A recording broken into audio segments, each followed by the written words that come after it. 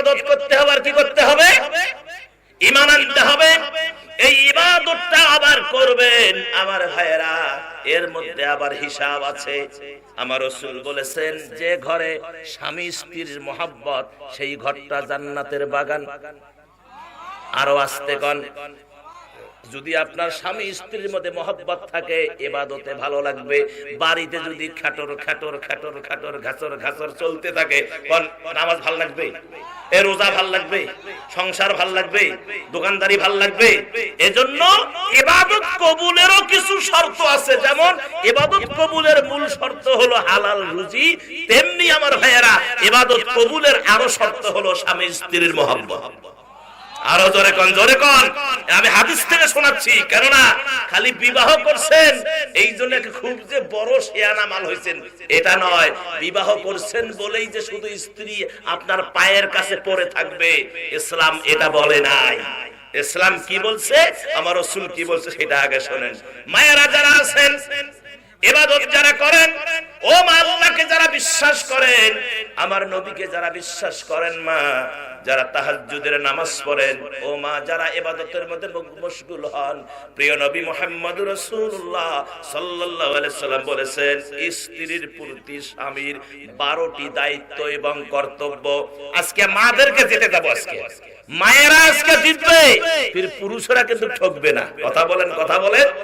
আজকে জিতবে কারা? আমার মায়েরা জিতবে। মায়েরা মন লাগান। এতদিন আপনাদের স্বামীরা আপনাদের প্রতি যা করছে করছে, এখন থেকে এই আলোচনা শোনার পর আর করতে পারবে না। যদি করে উল্টা রিঅ্যাকশন হবে। কথা কোন ঠিক কিনা? তাহলে স্বামীরা শোনেন, আমার মায়েরা শোনেন, স্ত্রীরাও শোনেন, স্বামীরাও শোনেন। স্ত্রীদের প্রতি স্বামীর 12টি দায়িত্ব এবং কর্তব্য। সুবহানাল্লাহ কয় না? এক নম্বরে নবীজি বলেছেন স্ত্রীর সাথে স্বামীকে উত্তম ব্যবহার করতে হবে, উত্তম আচরণ করতে হবে স্ত্রীর সাথে। কথা বলেন ঠিক কিনা? স্ত্রীর সাথে, তার কারণ এই পৃথিবীর জমিনে আমার নবীর দিকে তাকান। আমার নবীজি স্ত্রীদেরকে কত ভালোবাসতেন, স্ত্রীরা নবীজিকে কত ভালোবাসতেন। কত ভালোবাসলে পরে স্বামীকে, কত ভালোবাসলে পরে সারা রাত জাগিয়ে জাগিয়ে স্বামীর জন্য অপেক্ষা করে।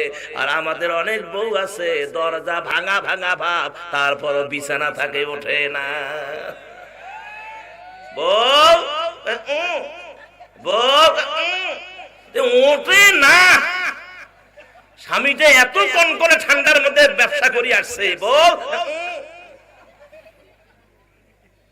এরকম আছে না নাই? তারপরে যখন দরজা ভাঙা ভাঙা ভাব, তারপরে কোন মতে উইটা দরজার খিলটা খুলি দিয়ে আবার ল্যাপ তোষক গায়ে, ল্যাপ কম্বল গায়ে দিয়া, মানে যেটা বাইরে আছে ওটার কোনো ঠান্ডাই নাই, যেটা ভিতরে আসলে ওটার খুব ঠান্ডা। কথা কন। তাহলে কতটুকু ভালোবাসলে সারা রাত জেগে থাকে। রসুল আসলেন, রাত গভীর রাতে আসলেন বাড়িতে, দরওয়াজায় নক করলেন, খাদিজা দরজাটা ওপেন করে দিল। হুজুর অবাক হয়ে গেলেন, খাদিজা তুমি কি ঘুমাও না? না ইয়া নবী আল্লাহ। কেমনে ঘুম ধরে গো? কেমনে ঘুম ধরে?